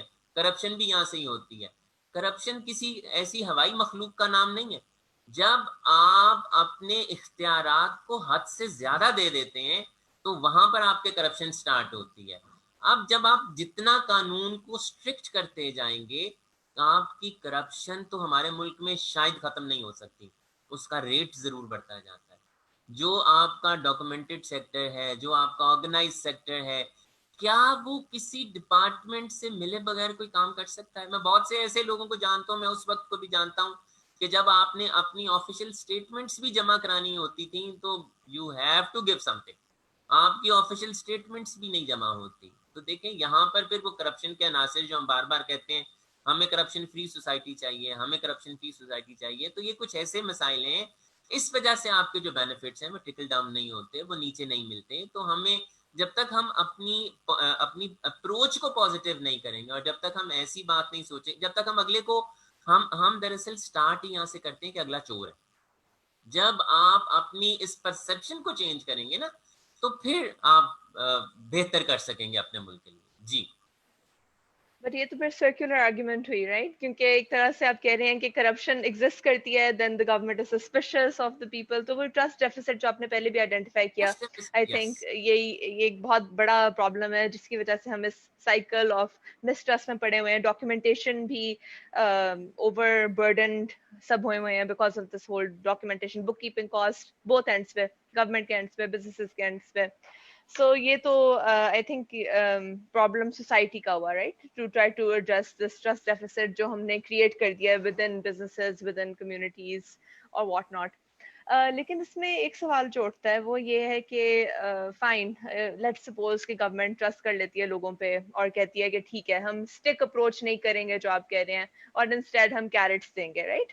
कि जो आप कह रहे थे कि इंसेंटिव्स दिए जाए instead of this constant stick approach कि आप हैं ही चोर, और फिर विद होल्डिंग टैक्स भी है आपका, सेल्स टैक्स भी आप पे, इसलिए वो उसकी पूरी जो सारे मसाइल हैं.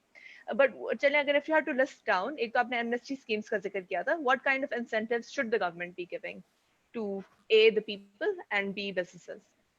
देखिए, सबसे पहली बात तो ये है कि इट वेरीज. आपको जब एमनेस्टी देनी होती है तो आप सेक्टर टू सेक्टर देते हैं. आप अब सबसे पहली बात तो ये, आप चाहते क्या है करना. हमें क्या उस पैसे को इकोनॉमी के अंदर लाना है जो ग्रे इकोनॉमी का पैसा है. देखें, और हमें इस बात को भी समझना चाहिए कि आपकी जो वाइट इकोनॉमी है उसको ग्रे इकोनॉमी सपोर्ट कर रही होती है. ये नहीं होता कि आपका सिर्फ वाइट इकोनॉमी और डॉक्यूमेंटेड इकोनॉमी चला रही हो. जो आपका undocumented sector of the economy है वो भी उसको सपोर्ट कर रहा होता है. लेकिन बाकी ममालिक में आपका डॉक्यूमेंटेड जो सेक्टर है वो ज्यादा होता है, अनडॉक्यूमेंटेड कम होता है. हमारे मुल्क में ये है कि हमारा अनडॉक्यूमेंटेड ज्यादा है और डॉक्यूमेंटेड कम है. देखें, ये आपकी ऐसी एक अप्रोच है जो स्लोली चलेगी.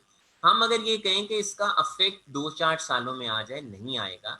हमें ऐसी लॉन्ग टर्म पॉलिसीज बनानी होगी कि लोग अपने पैसे को वापस लाएं इकोनॉमी के अंदर.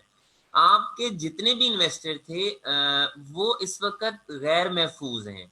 कि हम चूंकि देखें, आपका ये तब क्योंकि इतनी डॉक्यूमेंटेशन हो गई है, एडवांसमेंट ऑफ टेक्नोलॉजी इतनी हो गई है, आपके एफबीआई के पास आपकी हर इंफॉर्मेशन है. आप हर ऐसे शख्स के ऊपर, अब तो मैं ये कहता हूं कि ऐसा शख्स चाहे वो कमाता है या वो नहीं कमाता, उसके लिए इनकम टैक्स की रिटर्न फाइल करना जरूरी है. टैक्स जमा कराना एक गैर जरूरी सी बात है. अगर उसने अपने आप को एक्स्ट्रा विद होल्डिंग से बचना है तो उसे अपनी टैक्स की रिटर्न को फाइल करना पड़ेगा. अब अल्टीमेटली जो भी अपनी टैक्स की रिटर्न को फाइल करेगा तो वो अपनी वेल्थ टैक्स की रिटर्न को फाइल करेगा. और मैं नॉर्मली अपने तमाम दोस्तों को भी यही कहता हूँ और तमाम जितने भी स्टूडेंट्स मेरे पास आते हैं मैं उनको भी यही कहता हूँ कि आप अभी से अपने जो अपनी वेल्थ की है, अगर आप कुछ अर्निंग कर रहे हैं तो डू डिक्लेयर इट, उसको डिक्लेयर जरूर करें. पहले ऐसा नहीं होता था. आपके पास जब तक वाइट सोर्स नहीं होगा, अब हमारे बहुत से ऐसे सैलरीड स्टाफ है, बहुत से ऐसे सैलरीड के लोग हैं, either doctors, either teacher, either engineers, either school teachers, वो अर्न तो वाइट करते हैं लेकिन अपनी रिटर्न को नहीं जमा कराते. वो कहते हैं देयर इज नो नीड. वो ये कहते हैं कि हमारा तो ये टैक्स कट गया, हमें रिटर्न डालने की जरूरत नहीं है. ये उनकी सबसे बड़ी खामख्याली है और सबसे बड़ी गलती है. आपका देखें, दैट इज योर प्रॉपर्टी. जो आपका टैक्स कटा है दैट इज योर प्रॉपर्टी. आपको उसको, वो आप तो अपने उस सोर्स को जाया कर रहे हैं. अगर आप अपने उस प्रॉपर्टी, अपने उस इनकम को डिक्लेयर करेंगे और आप ये बताएंगे तो वो जितना पैसा आपकी वेल्थ के अंदर आएगा वो आपका सारा पैसा वाइट हो जाएगा. अब हमें भी कुछ ऐसे एवेन्यूज देने हैं जैसे एमनेस्टी है. अगर मैं तब तक एक इन्वेस्टमेंट नहीं कर सकता, मैं तब तक, फॉर एग्जांपल मैं गाड़ी खरीदना चाहता हूं, जब तक मेरे पास मेरी वेल्थ स्टेटमेंट में पैसा नहीं होगा मैं गाड़ी नहीं खरीद सकता. अब गाड़ियां, जो कारखाने गाड़ियां बना रहे हैं, अब चूंकि डॉक्यूमेंटेड सारा सेक्टर हो गया, वो भी उन्हीं को बेचेंगे जो अपना सीएनआईसी देंगे. अगर वो अपना सीएनआईसी देते हैं और किसी ऐसे शख्स की सीएनआईसी पे आप गाड़ी बेचते हैं जो अपनी इनकम टैक्स की रिटर्न नहीं फाइल करता, पहली बात तो मेरे हाल है वो इशू नहीं होगी क्योंकि वो एक्टिव टैक्स पेड लिस्ट के ऊपर नहीं आ रहा होगा. अब गवर्नमेंट को ये चाहिए यहाँ पर कि कुछ ऐसा, जैसे उन्होंने अभी कंस्ट्रक्शन सेक्टर के लिए दिया है, कंस्ट्रक्शन सेक्टर में मैं फिर रिपीट करता हूँ कि आप जो बिल्डर्स और जो डेवलपर्स के लिए एमनेस्टी आई है वो एक लोकल पर्सन के लिए भी आनी चाहिए. आप एक आम आदमी भी एक घर को बना सके, एक आदमी भी घर को खरीद सके, बेच सके. देखें, ये गवर्नमेंट का काम है कि कंट्रोल्स एंड चेक्स रखना उसके ऊपर. अगर गवर्नमेंट ने ये कहा है कि एक डेवलपर या बिल्डर वो पैसा खर्च कर सकेगा जो वो 31 दिसंबर तक बैंक में रखेगा, वो वहां से निकालेगा, अपने आप को आरिस के ऊपर रजिस्टर कराएगा, बैंक में वो पैसा रखेगा, वहां से वो पैसा खर्च करेगा, तो क्यों गवर्नमेंट एक आम इंसान को ये एमनेस्टी नहीं देती कि आप अगर कोई एक्सपेंस प्रॉपर्टी खरीदना चाहते हैं और आपके पास पैसा है, तो आप उस पैसे को बैंक में रख के उसको डॉक्यूमेंट करके आगे चलें, साथ उससे ये शर्त लगा दे कि आपको अगले 3 साल या 5 साल आपको रिटर्न को फाइल करना पड़ेगा, या ये शर्त लगा दे कि आपने अगर ये एमनेस्टी डिक्लेयर करनी है तो आप अपनी रिटर्न को डालें, उसके साथ पेनल्टी कुछ ऐसी लगा दे और उसकी फॉलोइंग रख सकती है। देखें, जो एमनेस्टी भी अवेल करेगा, आपके 27 लाख के करीब एनटीएन होल्डर ये हैं, रिटर्न फाइलर्स हैं। अगर आपके 2, 2.5, 3 लाख लोग अगर एमनेस्टी अवेल भी कर लेते हैं, तो क्या उनके लिए एक स्पेशल सेल नहीं बन सकता? क्या गवर्नमेंट उनको फॉलो नहीं कर सकती कि वो पूरे साल में क्या अपने कर रहे हैं? क्या गवर्नमेंट उनके पिछले एक्सपेंसेस को ट्रेस नहीं कर सकती? क्या उनके पिछले एक्सपेंडिचर्स को नहीं देख सकती कि अगर जिस शख्स ने एमनेस्टी फाइल की है, क्या उसने अपने प्रीवियस एक्सपेंसेस को, प्रीवियस बैंक अकाउंट्स को, प्रीवियस अपने टूल्स को क्या उसने डिक्लेयर किया है कि नहीं किया? देखेंगे तो गवर्नमेंट की एक रेट है और विल है कि वो उस पर किस तरह से अमल करना चाहती है। तो इसी तरह से आपकी इंडस्ट्रीज के लिए ये एमनेस्टी आनी चाहिए कि अगर आप आउट ऑफ द बुक्स अगर आपने ऐसी इन्वेस्टमेंट कर रखी है, आपने अपने बिजनेस के अंदर ऐसी मशीनरी को आपने लगा रखा है, ऐसे कैपिटल को रख रखा है, तो अल्टीमेटली वो आपकी इकोनॉमी में कंट्रीब्यूट करेगा ना। तो मुख्तलिफ किस्म की मुख्तलिफ सेक्टर्स के लिए आ सकती हैं जो आपकी इकोनॉमी में वो पॉजिटिव रोल अदा कर सकती हैं। जी, thank you so much. This all I think ये recommendations आई होप आप अपने फोरम की तरफ से गवर्नमेंट को भिजवाते रहते हैं, because that is something that they need to consider. एक मोर एक कह लें फिलोसॉफिकल सवाल है, हार्ट ऑफ बिजनेस की तरफ आता है। हम अक्सर जब पढ़ रहे होते हैं इकोनॉमिक्स में भी, हम सोचते हैं कि जब एक बिजनेस होता है उसकी तो अप्रोच प्रॉफिट की तरफ होती है, राइट, कि वो फॉर प्रॉफिट अप्रोच रखेगा। तो जो डिमांड इटसेल्फ होती है वो तो हम कहते हैं, जैसे कहते हैं विलिंग और एबल टू बाय, राइट, ये तो डिमांड जैसे हमने डिफाइन कर ली। तो इसमें मसला जो आता है वो आता है कि जब आपका गरीब तबका है वो शायद एबल टू बाय नहीं होता, तो वो डिमांड में फॉल ही नहीं करता, राइट। यही मसला हमने देखा है हेल्थ केयर सिस्टम्स में, कि हेल्थ केयर सिस्टम्स में क्योंकि हम जो प्राइवेट सेक्टर है वो जैसे चल रहा है, जो मतलब वो केटर हो जाएगा, गवर्नमेंट सेक्टर भी जैसे केटर होगा, वो अलग सिचुएशन होगी। तो अक्सर जो चीजें बननी चाहिए, जिस इंफ्रास्ट्रक्चर में इन्वेस्ट करना चाहिए, like for example better health care systems, वो डिमांड नहीं होती, राइट। तो आपके ख्याल से बिजनेस कम्युनिटी कैसे इस डिमांड को भी केटर कर सकती है जो supposedly people are not willing to pay because they are not able to pay? नहीं देखिए, जहाँ पर आप कुछ ऐसी फैसिलिटीज की आप बात कर रही हैं हेल्थ केयर की, this is the responsibility of the state, this is not the responsibility of the private sector. Ultimately फिर आपने अगर हेल्थ देनी है, एजुकेशन देनी है, जैसा कि मैंने साफ पानी का कहा, सिक्योरिटी देनी है, भाई ये तो रिस्पॉन्सिबिलिटी स्टेट की है। उसके बाद फिर आप इसको इंडस्ट्री बनाते हैं। अब अल्टीमेटली आप अगर आपके यहाँ पर अगर आप हॉस्पिटल्स के साथ जो आजकल कर रहे हैं हॉस्पिटल्स हमारे साथ, वो सबके इलम में है। तो देखें, अगर बिल्कुल। यहाँ पर आपके हॉस्पिटल्स होते तो शायद उस तरह से ना होता, अगर आपके यहाँ पर उस तरह से टेक्नोलॉजी होती तो शायद उस तरह से ऐसा ना होता। जब आपका कोविड स्टार्ट हुआ तो आपके यहाँ पर कितने वेंटिलेटर्स थे? देखें, अगर एक हमने इसको सेटअप बनाया होता, या तो देखें, या तो गवर्नमेंट अपनी उस रिस्पॉन्सिबिलिटी को पूरा कर दे, या गवर्नमेंट अपने लोगों को इतनी मराद दे दे कि वो उस सेक्टर में इन्वेस्टमेंट कर ले। अब बात यह है कि ना ही तो पिछले कई सालों से यहाँ पर उन सेक्टर्स में इन्वेस्टमेंट हुई है और ना ही गवर्नमेंट ने इन्वेस्टमेंट करने दी है। अब आकर आपके देखें, अब अगर आप देख रही हो तो जब से कोविड आए रोज एक एसआरओ आ रहा होता है, रोज एक आपको या तो कोई स्कीम आ रही होती है या आपसे कोई स्कीम विड्रॉ की जा रही होती है। तो अब पिछले दिनों फिर ये आया कि जनाब जो पहले आया कि आपके हेल्थ केयर के जितने भी प्रोडक्ट्स हैं वो आप एक्सपोर्ट नहीं कर सकते, आया जी आप इंपोर्ट नहीं कर सकते। अब फिर आया कि जनाब इन हेल्थ केयर के प्रोडक्ट्स हैं इसके ऊपर जी आप ड्यूटी को कम कर दीजिए। तो देखें ये एक देखें, ये बिल्कुल ठीक है कि अभी हमारा जो आया है, कोविड आया है, आपके लोकस्ट का अटैक है, ये अनएक्सपेक्टेड है, आप इसके लिए तैयार नहीं थे। लेकिन देखें, आपको हर चीज के लिए तैयार होना चाहिए। अगर हमारे पास सिर्फ लोकस्ट को रोकने के लिए एक जहाज होगा और उसके लिए भी शायद पायलट नहीं होगा, तो फिर हम क्या करेंगे? कम से कम जितनी फैसिलिटीज हमारे पास हैं वो तो इन ऑर्डर होनी चाहिए। अगर हमारे पास वो फैसिलिटीज भी इन ऑर्डर नहीं होंगी तो फिर अल्टीमेटली देखें, फिर अल्टीमेटली जब आपके पास सप्लाई नहीं होगी तो डिमांड आपकी बढ़ जाएगी। तो वो चाहे आपके गरीब तबके की हो, चाहे आपके अमीर तबके की हो। अब नॉर्मली ये कहा जा रहा है कि जो कोविड है वो शहरी इलाकों में है, दूसरे इलाकों में है ही नहीं। तो अब मसला तो ये है ना, जितने भी देहात हैं वहां पर शायद उतने कोविड के मरीज रिपोर्ट नहीं हो रहे, या वहां तक असेस नहीं है, या वो रिपोर्ट नहीं कर रहे। लेकिन चूंकि वो शहर, जो लोग शहर में हैं वो अपना टेस्ट भी कराएंगे, वो अपने आप को अपने हॉस्पिटल में भी रिपोर्ट करेंगे। तो वो this is one of the reasons कि जिस तरह से फैसिलिटीज आपके प्रोवाइड हों उस तरह से आपके सप्लाई में और आपके डिमांड में फर्क आ जाता है। जी वेलकम, थैंक यू।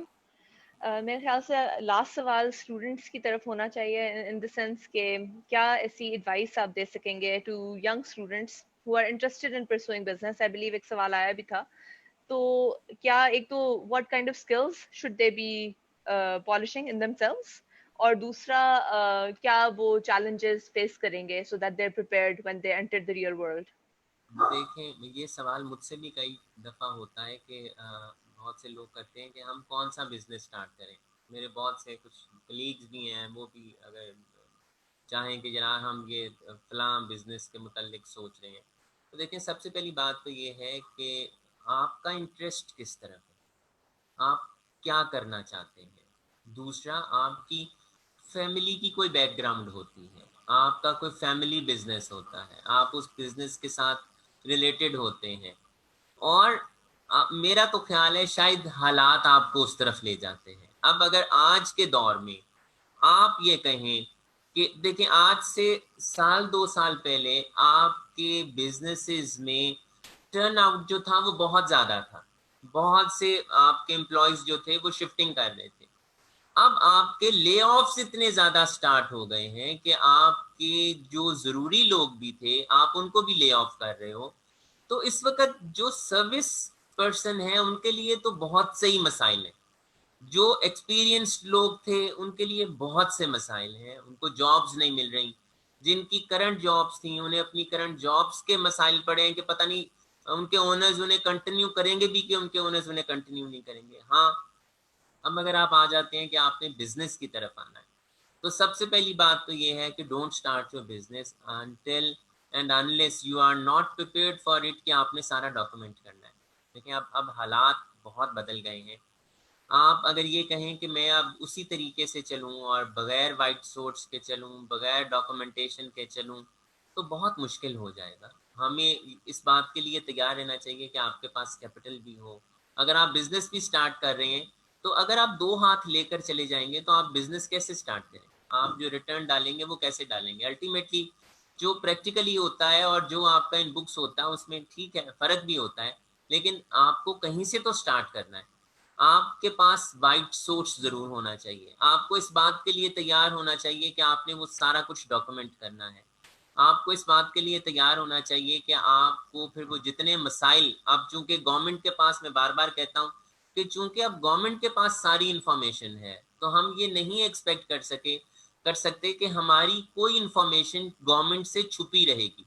आप कोई भी ऐसी, और अगर हमने छुपाना है तो उसको फिर हमें डॉक्यूमेंट नहीं करना चाहिए, फिर हमें उसको अपने CNIC के अगेंस्ट नहीं करना चाहिए। लेकिन to me it is very important कि आप अपने तमाम बिजनेसेस को डॉक्यूमेंट करें। आपको ये पता होना चाहिए, और किसी भी बिजनेस को स्टार्ट करने से पहले उसकी knowledge, know how, experience, it is very important. देखें, आप अपनी गलती से सीखें तो उसमें आपका सरमाया भी लगता है, आपका टाइम भी लगता है। आप किसी की गलती से सीखें तो आपका टाइम जरूर लगता है लेकिन आपका सरमाया नहीं लगता।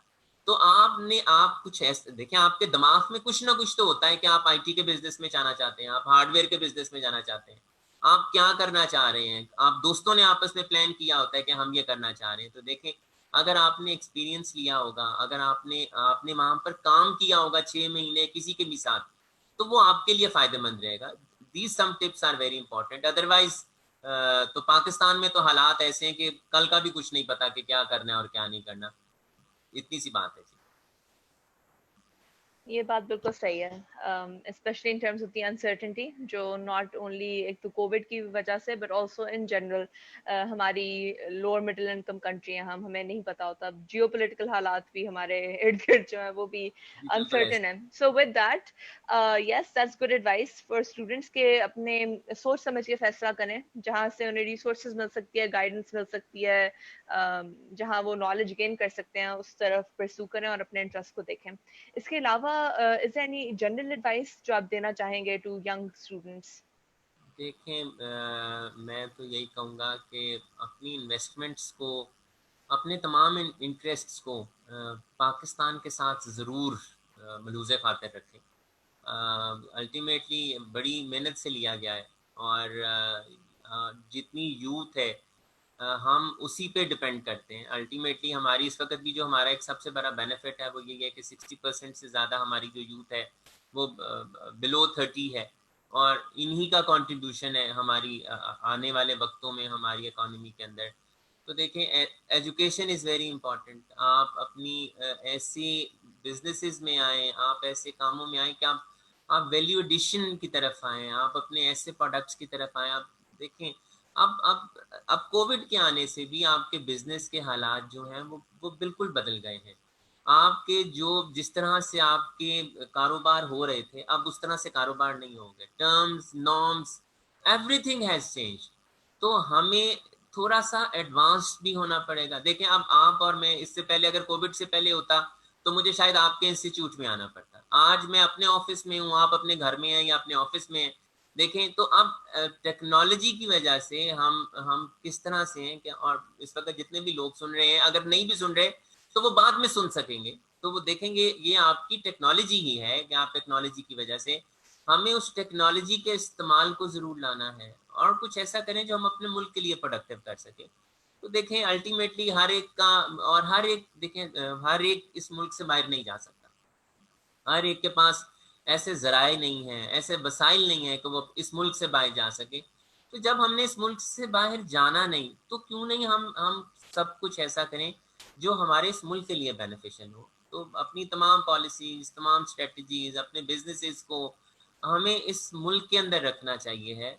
यही है जी एडवाइस, और मैं क्या कर सकता हूँ कि मुल्क का ध्यान रखें। ये मुल्क है तो हमें, अगर ये मुल्क नहीं होगा, अगर ये मुल्क देखें जिस तरह से हमारे, ये बहुत परेशानी वाली बात है कि जिस तरह से हमारे ले ऑफ्स हुए हैं, जिस तरह से हमारे डेट्स बढ़ गए हैं, जिस तरह से हमने कर्जे देने हैं, तो देखिए, अगर आप बाहर के मुल्कों से कहेंगे कि आप अपने मुल्क के, हमारे मुल्क के अंदर आकर इन्वेस्टमेंट करें, और अगर हम बाहर के मुल्कों से हम पैसा लेते रहेंगे, तो दैट इज नॉट गुड। आप कब कब तक कोई आपको पैसा देगा, कब तक कोई आपकी इकोनॉमी को चलाएगा। तो अल्टीमेटली फिर एक वक्त ऐसा आता है कि वो कहते हैं कि भाई अब तुम बाहर जाओ और हम अंदर हैं। तो हमें सोचना ये है, करंटली भी, आने वाले वक्त में भी, कि देखें, अगर हमने इस मुल्क को बचाना है तो हमें हमें कलेक्टिवली सोचना होगा।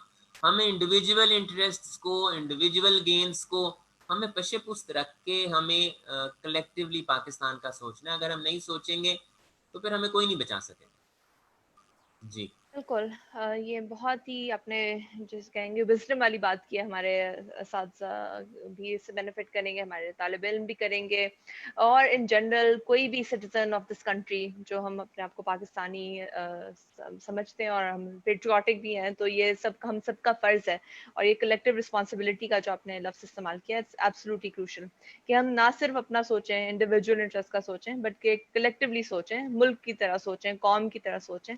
तो बहुत बहुत शुक्रिया, थैंक यू, आपने बहुत ही अच्छी एडवाइस दी हमारे स्टूडेंट्स को भी, एंड आई एम श्योर ये इस पे इंशाल्लाह अमल भी करेंगे। विद दैट बहुत बहुत शुक्रिया।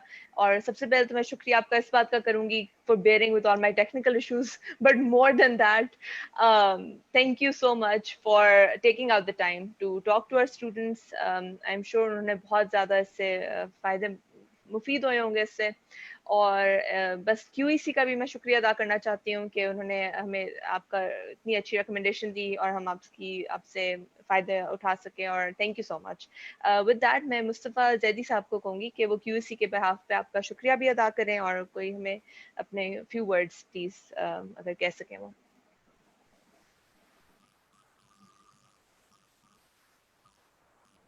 मुस्तफा साहब आप अभी म्यूट पे हैं, सॉरी।